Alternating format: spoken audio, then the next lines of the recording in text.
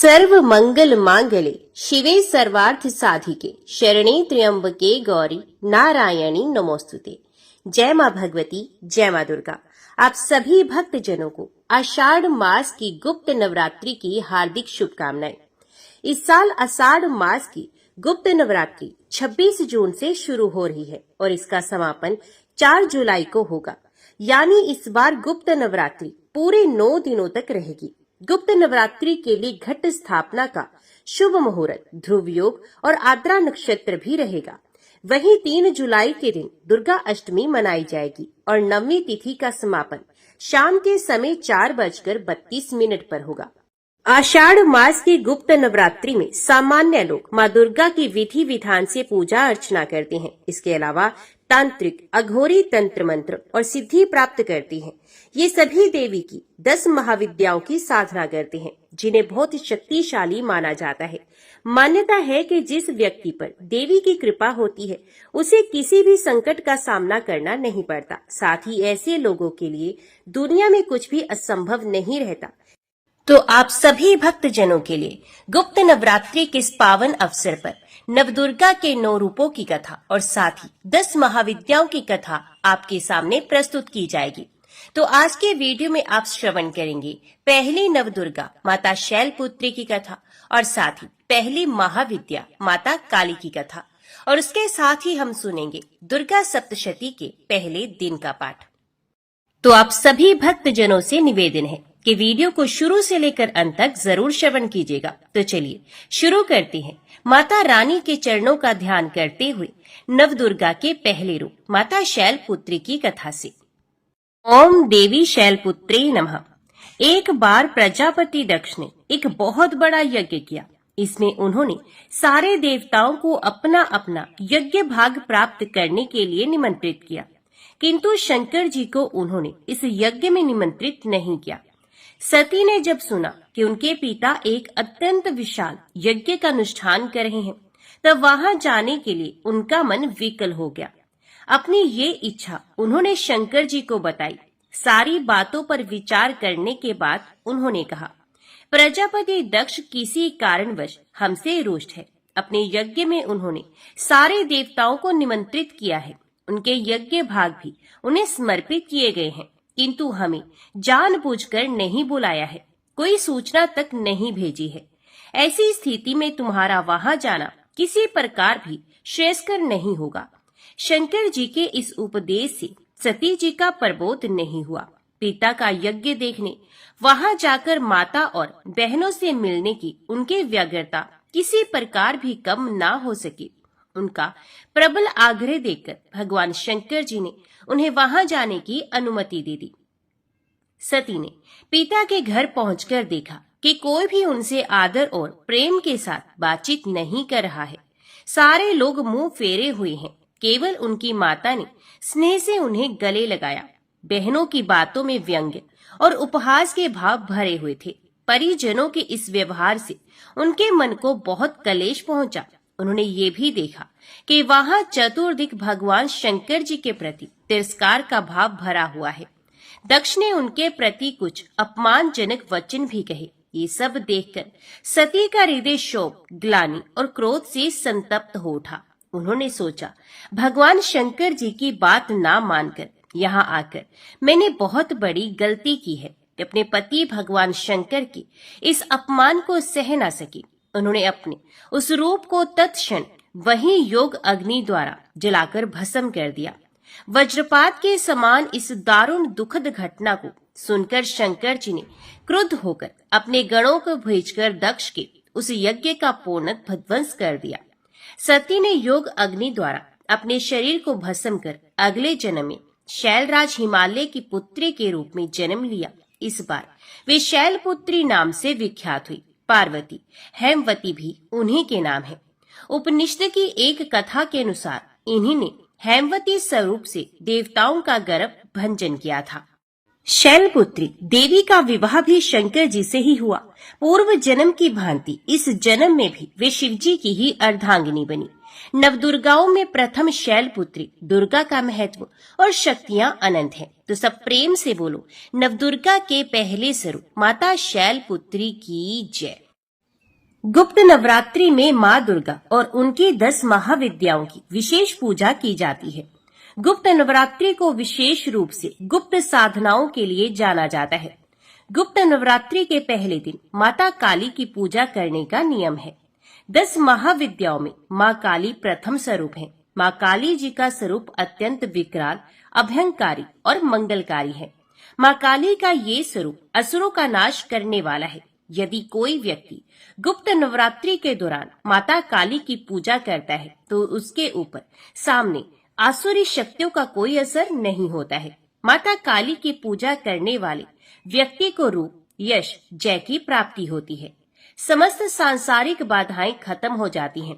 माँ काली ने चंड-मुंड का संहार किया था, इसलिए इन्हें चामुंडा के नाम से भी जाना जाता है। माँ काली अपने गले में मुंडमाला धारण करती हैं। इनके एक हाथ में खड्ग तो दूसरे हाथ में त्रिशूल और तीसरे हाथ में कटा हुआ सर होता है। माता दुर्गा ने रक्तबीज नाम के असुर का वध करने के लिए माता काली का अवतार धारण किया था। 10 महाविद्याओं में माता काली प्रथम देवी हैं।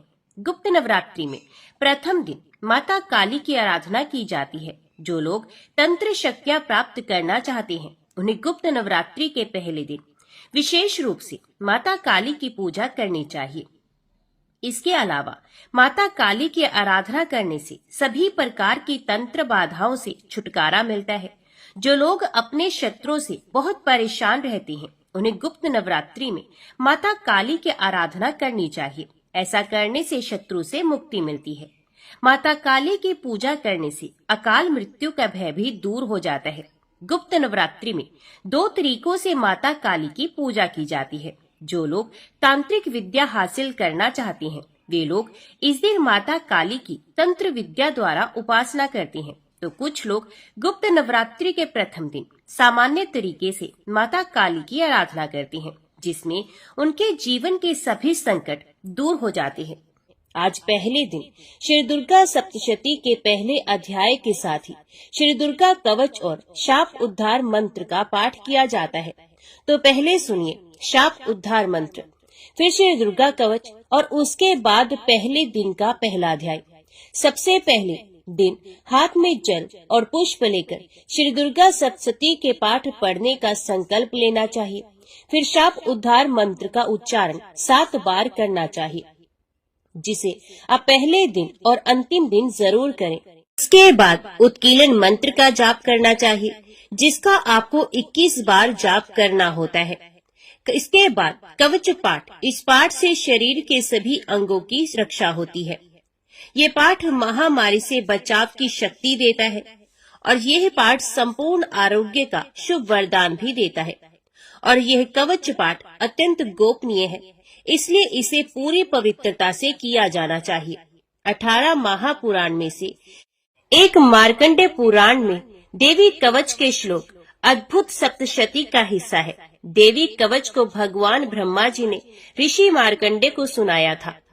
महर्षि मार्कंडेय जी बोले, हे पितामह, संसार में जो गुप्त हो और जो मनुष्यों की सब प्रकार से रक्षा करता हो और जो आपने किसी को आज तक नहीं बताया हो, वे कवच मुझे बताइए। श्री ब्रह्मा जी ने कहा, अत्यंत गुप्त व सब प्राणियों की भलाई करने वाला कवच मुझसे सुनो। प्रथम शैलपुत्री, दूसरी ब्रह्मचारिणी, तीसरी चंद्र घंटा, चौथी कुष्मांडा, 5वीं सकंद माता, 6ठी कात्यायनी, 7वीं काल रात्रि, 8वीं महागौरी तथा 9वीं सिद्धिदात्री। ये देवी के 9 मूर्तियां हैं। ये नव दुर्गा कहलाती हैं। आग में जलता हुआ, रण में शत्रु से घिरा हुआ, विषम संकट में फंसा हुआ मनुष्य यदि दुर्गा के नाम का स्मरण करे तो उसको कभी भी हानि नहीं होती। रण में उसके लिए कुछ भी आपत्ति नहीं होती और न उसे किसी प्रकार का दुख या डर ही होता है। हे देवी, जिसने श्रद्धा पूर्वक तुम्हारा स्मरण किया है उसकी वृद्धि होती है और जो तुम्हारा चिंतन करते हैं उनकी तुम निस्संदेह रक्षा करने वाली हो। चामुंडा प्रेत पर, वाराही भैंसे पर, रुद्री हाथी पर, वैष्णवी गरुड़ पर अपना आसन जमाती हैं। माहेश्वरी बैल पर, कौमारी मोर पर और हाथ में कमल लिए हुए विष्णु प्रिया लक्ष्मी जी कमल के आसन पर विराजती हैं। बैल पर बैठी हुई ईश्वरी देवी ने श्वेत रूप धारण कर रखा है और सब प्रकार के आभूषणों से विभूषित ब्राह्मी देवी हंस पर बैठती हैं। और इस प्रकार ये सब देवियां सब प्रकार के योगों से युक्त और अनेक प्रकार के रत्न धारण करती हैं। भक्तों की रक्षा के लिए संपूर्ण देवियां रथ में बैठी तथा क्रोध में भरी हुई दिखाई देती हैं तथा चक्र, गदा, शक्ति, हल और मूसल, खेटक और तोमर, परशु तथा पाश, भाला और त्रिशूल एवं उत्तम शारंग आदि शास्त्रों को दैत्यों के नाश के लिए और भक्तों की रक्षा करने के लिए और देवताओं के कल्याण के लिए धारण करती हैं। हे महारुद्र, अत्यंत घोर पराक्रम, महान बल और महान उत्साह वाली देवी, तुमको मैं नमस्कार करता हूँ। हे देवी, तुम्हारा दर्शन दुर्लभ है तथा आप शत्रुओं के भय को बढ़ाने वाली हैं। हे जगदम्बिके, मेरी रक्षा करो। पूर्व दिशा में इंद्र शक्ति ऐन्द्री मेरी रक्षा करे। अग्नि कोण में अग्नि शक्ति, दक्षिण दिशा में वाराही देवी तथा नृत्य कोण में खड्ग धारिणी देवी मेरी रक्षा करे। पश्चिम दिशा में वारुणी, वायु कोण में मृग वाहिनी, उत्तर दिशा में कौमारी और ईशान कोण में शूल धारिणी देवी मेरी रक्षा करे। ब्राह्मणी ऊपर की ओर से मेरी रक्षा करे और वैष्णवी देवी नीचे की ओर से मेरी रक्षा करे। और इसी प्रकार शव पर बैठी चामुंडा देवी दसों दिशाओं में मेरी रक्षा करे। जया देवी आगे, विजया देवी पीछे की ओर से मेरी रक्षा करे। अजिता बाईं ओर से, अपराजिता दाहिनी ओर मेरी रक्षा करे। उधोतनी देवी शिखा की रक्षा करे तथा उमा मेरे मस्तक पर विराजमान होकर मेरी रक्षा करे। इसी प्रकार ललाट की मालाधारी देवी रक्षा करे और शिवनी देवी मेरी भौहों का संरक्षण करे। भौं के मध्य भाग में त्रिनेत्रणा, नथुनों की यमघंटा देवी रक्षा करे। नेत्रों के मध्य में शंखनी देवी और द्वार वासिनी देवी कानों की रक्षा करे। कपोलों की कालिका देवी और कानों के मूल भाग की भगवती शंकरी रक्षा करे। सुगंधा नासिका की और चर्चिका ऊपर के होंठ की, अमृत कला नीचे की होंठ की, सरस्वती देवी जीभ की रक्षा करे। कुमारी देवी दांतों की और चंडिका कंठ प्रदेश की रक्षा करे। चित्र घंटा गले की घंटी की और महामाया तालु की रक्षा करे। कामाक्षी देवी ठोड़ी की और सर्वमंगला मेरी वाणी की रक्षा करे। भद्रकाली गर्दन की और धनुर्धरी पीठ के मेरुदंड की रक्षा करे। कंठ के बाहरी भाग की नीलग्रीवा और कंठ की नली की नलकूबरी रक्षा करे। दोनों कंधों की खड्गनी और वज्रधारणी मेरी दोनों बाहों की रक्षा करे। दोनों हाथों की दंडनी और उंगलियों की रक्षा अंबिका देवी करे। शूलेश्वरी देवी संपूर्ण नखों की, कुलेश्वरी देवी मेरी कुक्षी की रक्षा करे। महादेवी दोनों स्तनों की और शोक विनाशिनी देवी मन की रक्षा करे। ललिता देवी हृदय की और शूल धारिणी उदर की रक्षा करे। कामिनी देवी नाभि की, गृहेश्वरी गृह भाग की, पूतना और कामिका लिंग की और महेशवाहिनी गुदा की रक्षा करे। संपूर्ण कामनाओं को पूर्ण करने वाली महाबला देवी दोनों जंघाओं की रक्षा करे। विंध्यवासिनी दोनों घुटनों की और तेजसी देवी दोनों पांवों के पृष्ठ भाग की, श्रीधरी पांवों की उंगलियों की, तलवासिनी तलुओं की, दंश्राकाली देवी नखों की, ऊर्ध्व केशनी केशों की, बाघेश्वरी वाणी की रक्षा करे। रोमावलियों के छिद्रों की, कोवेरी और त्वचा की बागेश्वरी देवी रक्षा करे। पार्वती देवी रक्त, मज्जा, वसा, मांस, हड्डी की रक्षा करे। आंतों की कालरात्रि देवी, पित्त की मुक्तेश्वरी देवी, पद्मावती कमल कोश की, चूड़ामणि कफ की रक्षा करे। ज्वालामुखी नसों के जल की रक्षा करे। अभेद्या देवी शरीर के सब जोड़ों की रक्षा करे। ब्राह्मणी मेरे वीर की, क्षत्रेश्वरी देवी शाया की तथा धर्मधारिणी देवी मेरे अहंकार, मन और बुद्धि की रक्षा करे। प्राण अपान, व्यान उदान और समान की वज्रहस्ता देवी रक्षा करे। कल्याण शोभना मेरे प्राण की रक्षा करे। रस रूप गंध शब्द और स्पर्श इन विषयों का अनुभव करते समय योगिनी देवी मेरी रक्षा करे तथा सत्वगुण, रजोगुण और तमोगुण की रक्षा नारायणी देवी करे। आयु की रक्षा वाराही देवी करे। वैष्णवी धर्म की तथा चक्रणी देवी मेरे यश, कीर्ति, लक्ष्मी, धन, विद्या की रक्षा करे। इंद्राणी मेरे शरीर की रक्षा करे। और हे चंडिके, आप मेरे पशुओं की रक्षा करे। महालक्ष्मी मेरे पुत्रों की रक्षा करे और भैरवी मेरी पत्नी की रक्षा करे। राजा के दरबार में महालक्ष्मी तथा सब और व्याप्त रहने वाली विजया देवी चारों ओर से मेरी रक्षा करे। जो स्थान रक्षा से रहित हो और कवच में रह गया हो, उसकी पापों का नाश करने वाली जयंती देवी मेरी रक्षा करे। अपना शुभ चाहने वाले मनुष्य को बिना कवच के एक पल भी कहीं नहीं जाना चाहिए, क्योंकि कवच रखने वाला मनुष्य जहाँ जहाँ भी जाता है वहाँ वहाँ उसे अवश्य धन लाभ होता है तथा विजय प्राप्त करता है।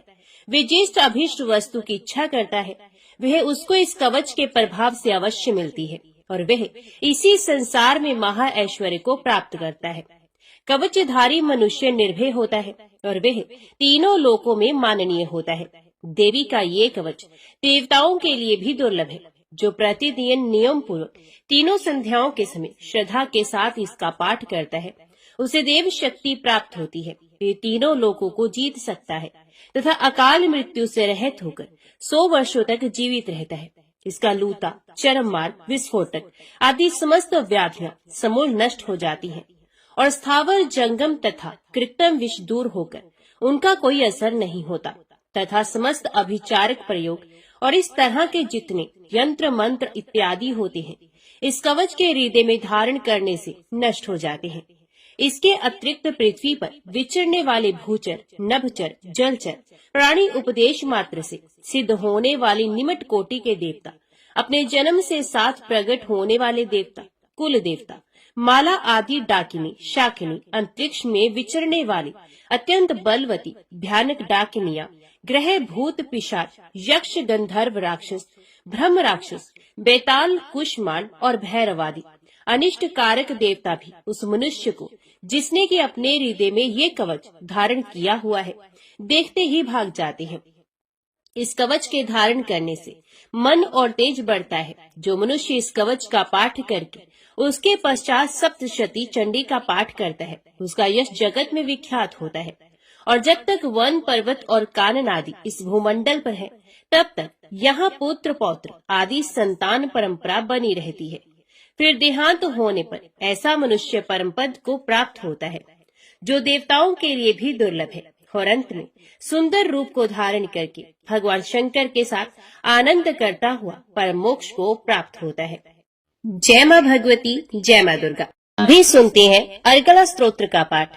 मार्कंडेय जी कहते हैं, जयंती मंगला काली भद्र काली कपालिनी, दुर्गा क्षमा शिवा धात्री, स्वाहा और स्वधा, इन नामों से प्रसिद्ध देवी तुम्हें मैं नमस्कार करता हूँ। हे देवी, संपूर्ण प्राणियों की पीड़ा हरने वाली तथा सब में व्याप्त रहने वाली देवी तुम्हारी जय हो। कालरात्रि तुम्हें नमस्कार है। मधु और कैटब को मारने वाली, ब्रह्मा जी को वरदान देने वाली देवी तुम्हें नमस्कार है। तुम मुझे रूप दो, जय दो, यश दो और काम क्रोध आदि शत्रुओं का नाश करो। महिषासुर का नाश करने वाली तथा भक्तों को सुख देने वाली देवी तुम्हें नमस्कार है। तुम मुझे सुंदर रूप दो, विजय दो और मेरे शत्रुओं को नष्ट करो। हे रक्त बीज का वध करने वाली, हे चंड मुंड का विनाश करने वाली देवी तुम मुझे रूप दो, जय दो, यश दो और काम क्रोध आदि शत्रुओं का नाश करो। हे शुंभ निशुंभ और धूम्र लोचन का मर्दन करने वाली देवी मुझको स्वरूप दो, विजय दो, यश दो और मेरे शत्रुओं का नाश करो। हे पूजित युगल चरण वाली देवी, हे संपूर्ण सौभाग्य प्रदान करने वाली देवी तुम रूप दो, जय दो, यश दो और काम क्रोध आदि शत्रुओं का नाश करो। हे देवी, तुम्हारी रूप और चरित्र अमिट है। तुम सब शत्रुओं का नाश करने वाली हो। मुझे रूप दो, जय दो, यश दो और काम क्रोध आदि शत्रुओं का नाश करो। पापों को दूर करने वाली चंडिके, इस संसार में जो भक्ति से तुम्हारा पूजन करते हैं उनको तुम रूप तथा विजय और यश दो तथा उनके शत्रुओं का नाश करो। रोगों का नाश करने वाली चंडिके, जो भक्ति पूर्वक तुम्हारी स्तुति करते हैं उन्हें रूप दो, जय दो, यश दो और उनके काम क्रोध आदि शत्रुओं का नाश करो। हे चंडिके, इस संसार में जो भक्ति पूर्वक तुम्हारी पूजा करते हैं उन्हें रूप दो, जय दो, यश दो और उनके काम क्रोध आदि शत्रुओं का नाश करो। हे देवी, मुझे सौभाग्य दो, आरोग्य दो, परम सुख दो, रूप दो, जय दो, यश दो और मेरे काम क्रोध आदि शत्रुओं का नाश करो। हे देवी, जो मुझसे बैर रखते हैं उनका नाश करो और मुझे अधिक बल प्रदान कर रूप, जय और यश दो और मेरे शत्रुओं का संहार करो। हे देवी, मेरा कल्याण करो और मुझे उत्तम संपत्ति प्रदान करो। रूप दो, जय दो, यश दो और काम क्रोध आदि शत्रुओं का नाश करो।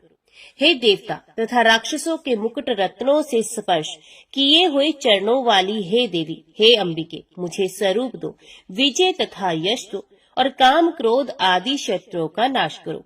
हे देवी, अपने भक्तों को विद्वान, कीर्तिवान और लक्ष्मीवान बनाओ और उन्हें रूप दो, जय दो, यश दो और उनके काम क्रोध आदि शत्रुओं का नाश करो। हे प्रचंड दैत्यों के अभिमान का नाश करने वाली चंडिके, मुझ शरणागत को रूप दो, जय दो, यश दो और मेरे काम क्रोध आदि शत्रुओं का नाश करो। हे चार भुजाओं वाली अम्बा, हे ब्रह्मा द्वारा प्रशंसित परमेश्वरी, मुझे रूप दो, जय दो, यश दो और मेरे क्रोध आदि शत्रुओं को नष्ट करो।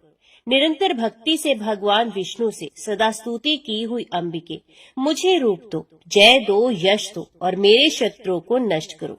हिमाचल कन्या पार्वती के पति महादेव जी के द्वारा प्रशंसित होने वाली परमेश्वरी, मुझे रूप दो, जय दो, यश दो और मेरे शत्रुओं का नाश करो। इंद्राणी के पति इंद्र के द्वारा सद्भाव से पूजित होने वाली परमेश्वरी, मुझे तुम रूप दो, जय दो, यश दो और काम क्रोध आदि शत्रुओं का नाश करो।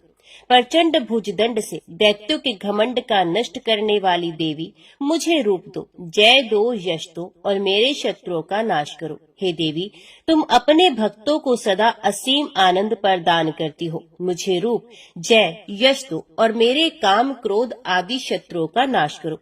हे देवी, मेरी इच्छा अनुसार चलने वाली सुंदर स्त्री मुझे प्रदान करो, जो कि संसार सागर से तारने वाली तथा उत्तम कुल में उत्पन्न हुई हो। जो मनुष्य पहले इस स्तोत्र का पाठ करता है, फिर सप्तशती रूपी महास्तोत्र का पाठ करता है, ये सप्तशती की जप संख्या के समान श्रेष्ठ फल को प्राप्त होता है और उसके साथ ही उसे प्रचुर धन भी प्राप्त होता है। जय माँ भगवती, जय माँ दुर्गा। अभी सुनते हैं श्री कीलक स्तोत्र का पाठ। महर्षि मार्कंडे जी कहते हैं, निर्मल ज्ञान रूपी शरीर धारण करने वाले देवत्री रूप दिव्य तीन नेत्रों वाले, जो कल्याण प्राप्ति के हेतु हैं तथा अपने मस्तक पर अर्ध चंद्र धारण करते हैं, उन भगवान शिव को नमस्कार है। जो मनुष्य इन कीलक मंत्रों को जानता है, वही पुरुष कल्याण की प्राप्ति करता है। जो अन्य मंत्रों को जप कर केवल सप्तशती स्तोत्र से ही देवी की स्तुति करता है, उसको इससे ही देवी की सिद्धि हो जाती है। उन्हें अपने कार्य की सिद्धि के लिए दूसरे की साधना करने की आवश्यकता नहीं रहती। बिना जप के ही उनके उच्चाटन आदि सब काम सिद्ध हो जाते हैं। लोगों के मन में शंका थी कि केवल सप्तशती की उपासना से अथवा सप्तशती को छोड़कर अन्य मंत्रों की उपासना से भी समान रूप से सब कार्य सिद्ध हो जाते हैं, तब इनमें कौन सा श्रेष्ठ साधन है? लोगों की शंका को ध्यान में रखकर भगवान शंकर ने अपने पास आए हुए जिज्ञासुओं को समझाया कि ये सप्तशती नामक संपूर्ण स्तोत्र ही कल्याण को देने वाला है। इसके पश्चात भगवान शंकर ने भगवती चंडिका के सप्तशती नामक स्तोत्र को गुप्त कर दिया। अतः मनुष्य इसको बड़े पुण्य से प्राप्त करता है। जो मनुष्य कृष्ण पक्ष की 14 अथवा अष्टमी को एकाग्रचित होकर देवी को अपना सर्वस्व समर्पित करता है और फिर उसे प्रसाद रूप में ग्रहण करता है, उस पर दुर्गा माता प्रसन्न होती हैं अथवा नहीं होती हैं। इस प्रकार सिद्धि के प्रतिबंधक रूप कील के द्वारा भगवान शंकर ने स्तोत्र को कीलित कर रखा है। जो पुरुष इस सप्तशती को निष्कीलन करके नित्य पाठ करता है, जिस सिद्ध हो जाता है, वही देवी का पार्षद होता है और वही गंधर्व भी होता है। सर्वत्र विचरते रहने पर भी उस मनुष्य को इस संसार में कहीं कोई डर नहीं होता। वे अपमृत्यु के वश में नहीं पड़ता तथा देह त्यागने के अनंतर मोक्ष प्राप्त कर लेता है। किंतु इस कीलक की विधि को जानकर ही सप्तशती का पाठ करना चाहिए। जो ऐसा नहीं करता वे नष्ट हो जाता है। इसलिए कीलन और निष्कीलन का ज्ञान प्राप्त करने पर ही ये स्तोत्र निर्दोष होता है और विद्वान पुरुष इस निर्दोष स्तोत्र का ही पाठ आरंभ करते हैं। स्त्रियों में जो कुछ भी सौभाग्य आदि दिखाई देता है, वे सब इस पाठ की ही कृपा है। अतः इस कल्याण में स्तोत्र का सदा जप करना चाहिए। इस स्तोत्र का शनि शनि पाठ करने से स्वल्प फल की प्राप्ति होती है। अतः उच्च स्वर से ही इसका पाठ आरंभ करना चाहिए। जिस देवी के प्रसाद से ऐश्वर्य, सौभाग्य, आरोग्य, संपत्ति, शत्रुनाश तथा परम मोक्ष की प्राप्ति होती है, उस देवी की स्तुति मनुष्य को अवश्य करनी चाहिए। जय माँ भगवती, जय माँ दुर्गा। अभी सुनिए श्री दुर्गा सप्तशती के पहले अध्याय का पाठ। महर्षि मार्कंडे बोले, सूर्य के पुत्र सावर्णी की उत्पत्ति की कथा विस्तार पूर्वक कहता हूँ, सुनो। सावर्णी महामाया की कृपा से जिस प्रकार मनवंतर के स्वामी हुए उसका भी हाल सुनो। पहले स्वारोचिष नामक राज्य था। वे प्रजा को अपने पुत्र के समान मानते थे, तो भी कोलाधिवंशी राजा उनके शत्रु बन गए। दुष्टों को दंड देने वाले राजा सुर्थ की उनके साथ लड़ाई हुई। कोला विध्वंसियों की संख्या में कम होने पर भी राजा सुर्थ युद्ध में उनसे हार गए। तब वे अपने नगर में आ गए। केवल अपने देश का राज्य ही उनके पास रह गया और वे उसी देश के राजा होकर राज्य करने लगे। किंतु उनके शत्रुओं ने उन पर वहां आक्रमण किया। राजा को बलहीन देखकर उसके दुष्ट मंत्रियों ने राजा की सेना और खजाना अपने अधिकार में कर लिया।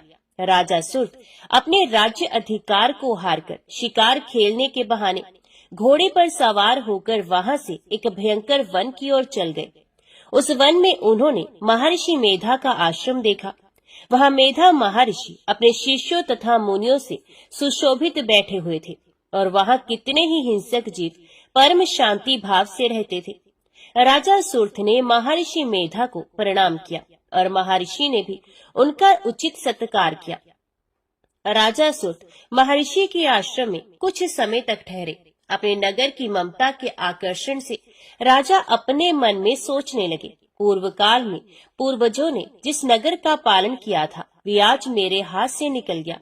मेरे दुष्ट एवं दुरात्मा मंत्री मेरे नगर की अब धर्म से रक्षा कर रहे होंगे या नहीं। मेरा प्रधान हाथी, जो कि सदा मद की वर्षा करने वाला और शूरवीर था, मेरे वैरियों के वश में होकर ना जाने क्या दुख भोग रहा होगा।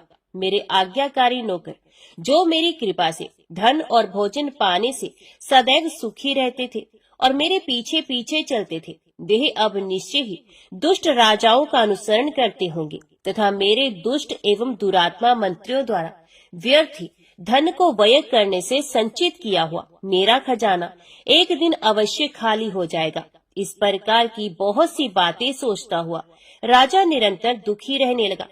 एक दिन राजा सुर्थ ने महर्षि मेधा के आश्रम के निकट एक वैश्य को देखा। राजा ने उससे पूछा, भाई तुम कौन हो? यहाँ तुम्हारे आने का क्या कारण है? और तुम मुझे शोकग्रस्त अनमने से दिखाई देते हो, इसका क्या कारण है? राजा के ये नम्र वचन सुन वैश्य ने महाराज सुर्थ को प्रणाम करके कहा। वैश्य बोला, राजन, मेरा नाम समाधि है। मैं धनियों के कुल में उत्पन्न एक वैश्य हूँ। मेरे दुष्ट स्त्री पुत्रादिकों ने लोभ से मेरा सब धन छीन लिया है और मुझे घर से निकाल दिया है। मैं इस तरह से दुखी होकर इस वन में चला आया हूँ और यहाँ रहता हुआ मैं इस बात को भी नहीं जानता कि अब घर में इस समय सब कुछ कुशल है या नहीं। यहाँ मैं अपने परिवार का आचरण संबंधी कोई समाचार भी नहीं पा सकता कि वे घर में इस समय कुशल पूर्वक है या नहीं। मैं अपने पुत्रों के संबंध में ये भी नहीं जानता कि वे सदाचारी हैं या दुराचारी। राजा बोले, जिस धन के लोभी स्त्री पुत्रों ने तुम्हें घर से निकाल दिया है, फिर भी तुम्हारा चित्त उनमें क्यों प्रेम करता है? वैश्य ने कहा, मेरे विषय में आपका ऐसा कहना ठीक है, किंतु मेरा मन इतना कठोर नहीं है। यद्यपि उन्होंने धन के लोभ में पड़कर पितृ स्नेह को त्याग कर मुझे घर से निकाल दिया है, तो भी मेरे मन में उनके लिए कठोरता नहीं आती। हे महामती, मेरा मन फिर भी उनमें क्यों फंस रहा है, इस बात को जानता हुआ भी मैं नहीं जान रहा। मेरा चित्त उनके लिए दुखी है। मैं उनके लिए लंबी लंबी सांसें ले रहा हूँ। उन लोगों में प्रेम नाम का कुछ नहीं, फिर भी ऐसे निस्संदेहियों के लिए मेरा हृदय कठोर नहीं होता। महर्षि मार्कंडे ने कहा, हे ब्राह्मण, इसके पश्चात महाराज सुरथ और वह वैश्य दोनों महर्षि मेधा के समीप गए और उनके साथ यथा योग्य न्याय संभाषण करके दोनों ने वार्ता आरंभ की। राजा बोले, हे भगवान, मैं आपसे एक बात पूछना चाहता हूँ, सो आप कृपा करके मुझे बताइए। मेरा मन अधीन नहीं है, इससे मैं बहुत दुखी हूँ। राज्य धन आदि की चिंता अभी तक मुझे बनी हुई है और मेरी यह ममता अज्ञानियों की तरह बढ़ती ही जा रही है और ये समाधि नामक वैश्य भी अपने घर से अपमानित होकर आया है। इसके स्वजनों ने भी इसे त्याग दिया है। स्वजनों से त्यागा हुआ भी यह उनसे हार्दिक प्रेम करता है। इस तरह हम दोनों ही दुखी हैं। हे महाभाग, उन लोगों के अवगुणों को देखकर भी हम दोनों के मन में उनके लिए ममता जनित आकर्षण उत्पन्न हो रहा है। हमारे ज्ञान रहते हुए भी ऐसा क्यों है? अज्ञानी मनुष्यों की तरह हम दोनों में ये मूर्खता क्यों है? महर्षि मेधा ने कहा, विषय मार्ग का ज्ञान सब जंतुओं को है। सबको लिए विषय पृथक पृथक होते हैं। कुछ प्राणी दिन में नहीं देखते, कुछ रात को, परंतु कई जीव ऐसे हैं जो दिन तथा रात दोनों में देख सकते हैं। ये सत्य है कि मनुष्य में ज्ञान प्रधान है, किंतु केवल मनुष्य ही ज्ञानी नहीं होता। पशु पक्षी आदि भी ज्ञान रखते हैं। जैसे यह पशु पक्षी ज्ञानी है, वैसे ही मनुष्यों का ज्ञान है, और जो ज्ञान मनुष्यों में वैसे ही पशु पक्षियों में भी है, तथा अन्य बातें भी दोनों में एक जैसी पाई जाती हैं। ज्ञान होने पर भी इन पक्षियों की ओर तो देखो। अपनी भूख से पीड़ित बच्चों की चोंच में कितने प्रेम से अन्न के दाने डालते हैं। हे राजन, ऐसा ही प्रेम मनुष्यों में अपनी संतान के प्रति भी पाया जाता है। लोभ के कारण अपने उपकार का बदला पाने के लिए मनुष्य पुत्रों की इच्छा करते हैं और इस प्रकार मोह के गड्ढे में गिरा करते हैं। भगवान श्री हरि की जो माया है, उसी से ये संसार मोहित हो रहा है। इसमें आश्चर्य की कोई बात नहीं, क्योंकि वह भगवान विष्णु की योग निद्रा है। ये माया ही तो है जिसके कारण संसार मोह में जकड़ा हुआ है। यही महामाया भगवती देवी ज्ञानियों के चित्त को बलपूर्वक खींचकर मोह में डालती हैं और उसी के द्वारा संपूर्ण जगत की उत्पत्ति होती है। यही भगवती देवी प्रसन्न होकर मनुष्यों को मुक्ति प्रदान करती हैं। यही संसार के बंधन का कारण है तथा संपूर्ण ईश्वरों की भी स्वामिनी है। महाराज सुर्थ ने पूछा, भगवान, वे देवी कौन सी है जिसको आप महामाया कहते हैं? हे ब्राह्मण, वे कैसे उत्पन्न हुई और उसका कार्य क्या है? उसके चरित्र कौन कौन से हैं? प्रभु, उसका स्वभाव, उसका प्रभाव कैसा है? जैसा स्वरूप हो वे सभी कृपा कर मुझसे कहिए, मैं आपसे सुनना चाहता हूँ। महर्षि मेधा बोले, राजन, वे देवी तो नित्य स्वरूप है। उसके द्वारा ये संसार रचा गया है, तब भी उसकी उत्पत्ति अनेक प्रकार से होती है। वे सब आप मुझसे सुनिए। वह देवताओं का कार्य सिद्ध करने के लिए प्रकट होती है। उस समय वह उत्पन्न हुई कहलाती है। संसार को जल में करके जब भगवान विष्णु योग निद्रा का आश्रय लेकर शेष शैया पर सो रहे थे, तब मधु कैटभ नामक के 2 असुर उनके कानों के मैल से प्रकट हुए और वे श्री ब्रह्मा जी को मारने के लिए तैयार हो गए। श्री ब्रह्मा जी ने जब उन दोनों को अपनी ओर आते देखा और ये भी देखा कि भगवान श्री विष्णु योग निद्रा का आश्रय लेकर सो रहे हैं, तो वह उस समय श्री भगवान को जगाने के लिए उनके नेत्रों में निवास करने वाली योग निद्रा की स्तुति करने लगे। श्री ब्रह्मा जी ने कहा, हे देवी, तुम ही स्वाहा, तुम ही स्वधा और तुम ही वष्टकार हो। स्वर भी तुम्हारा ही स्वरूप है। तुम ही जीवन देने वाले सुधा हो। नित्य अक्षर क्रम में आकार, उकार, मकार, इन तीनों में माताओं के रूप में तुम ही स्थित हो। इनके अतिरिक्त जो बिंदु पद अर्ध मात्रा है, जिसका के विशेष रूप से उच्चारण नहीं किया जाता, हे देवी, वे भी तुम ही हो। हे देवी, संध्या, सावित्री तथा परम जननी भी तुम ही हो। तुम इस विश्व को धारण करने वाली हो। तुमने ही इस जगत की रचना की है और तुम ही इस जगत का पालन करने वाली हो। तुम ही कल्प के अंत में सबको भक्षण करने वाली हो। हे देवी, जगत की उत्पत्ति के समय तुम सृष्टि रूपा होती हो, पालन काल में स्थिति रूपा होती हो और कल्प के अंत में संहार रूप धारण कर लेती हो। तुम ही महाविद्या, महामाया, महामेधा, महारात्रि और मोहरात्रि हो। श्री ईश्वरी और बोध स्वरूपा बुद्धि भी तुम ही हो। लज्जा, पुष्टि, तुष्टि, शांति और क्षमा भी तुम ही हो। तुम खड्ग धारिणी, शूल धारिणी, घोर रूपा तथा गदा, चक्र, शंख और धनुष को धारण करने वाली हो। बाण, भूषंडी और परिघ, ये भी तुम्हारे ही अस्त्र हैं। तुम सौम्य और सौम्यतर हो। यही नहीं, बल्कि जितनी भी सौम्य तथा सुंदर वस्तुएं इस संसार में हैं, उन सबसे बढ़कर सुंदर तुम हो। पर और अपर, सबसे पर रहने वाले सुंदर तुम ही हो। हे सर्व स्वरूपे देवी, जो भी सत्य असत्य पदार्थ है, उनमें जो शक्ति है वे भी तुम ही हो।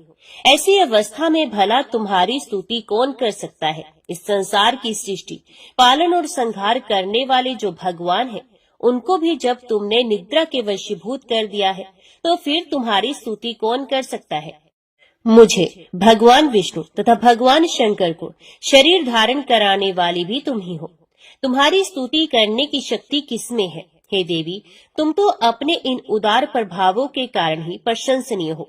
मधु और कैटभ जो भयंकर असुर है, इन्हें मोह में डाल दो और श्रीहरि भगवान विष्णु को भी जल्दी जगा दो और उनमें इनको मार डालने की बुद्धि भी उत्पन्न कर दो। महर्षि मेधा बोले, हे राजन, जब श्री ब्रह्मा जी ने देवी से इस प्रकार स्तुति करके भगवान को जगाने तथा मधु और कैटभ को मारने के लिए कहा, तो वह भगवान श्री विष्णु के नेत्र, मुख, नासिका, बाहु, हृदय और वक्षस्थल से निकल ब्रह्मा जी के सामने खड़ी हो गई। उनका ऐसा करना था कि भगवान श्री हरि तुरंत जाग गए और उन दोनों अस्त्रों को देखा, जो कि अत्यंत बलवान तथा पराक्रमी थे और मारे क्रोध के जिनके नेत्र लाल हो रहे थे और जो ब्रह्मा जी का वध करने के लिए तैयार थे। तब क्रुद्ध हो उन दोनों दुरात्मा अस्त्रों के साथ भगवान श्रीहरि पूरे 5000 वर्ष तक लड़ते रहे। एक तो वे अत्यंत बलवान तथा पराक्रमी थे, दूसरे महामाया ने भी उन्हें मोह में डाल रखा था। अतः वे श्री भगवान से कहने लगे, हम दोनों तुम्हारी वीरता से अत्यंत प्रसन्न हैं, तुम हमसे कोई वर मांगो। भगवान ने कहा, यदि तुम मुझ पर प्रसन्न हो तो अब तुम मेरे हाथों से मारे जाओ। बस इतना सा ही वर मैं तुमसे मांगता हूँ, यहाँ दूसरे वर से क्या प्रयोजन? महर्षि मेधा बोले, इस तरह से जब वे धोखे में आ गए और अपने चारों ओर जल ही जल देखा, तो भगवान श्री हरि से कहने लगे, जहाँ पर जल न हो, सूखी जमीन हो, उसी जगह हमारा वध कीजिए। महर्षि मेधा कहते हैं, तथास्तु कहकर भगवान श्री हरि ने उन दोनों को अपनी जांघ पर लिटाकर उन दोनों के सर काट डाले। इस तरह से यह देवी श्री ब्रह्मा जी के स्तुति करने पर प्रकट हुई थी। अब तुमसे उनके प्रभाव का वर्णन करता हूँ, सो सुनो। जय माँ भगवती, जय माँ दुर्गा। यहाँ पर श्री दुर्गा सप्तशती पाठ का पहला अध्याय समाप्त हुआ। इसके आगे का अध्याय आप सभी अगली वीडियो में जरूर सुनिएगा। तो आज की वीडियो में इतना ही।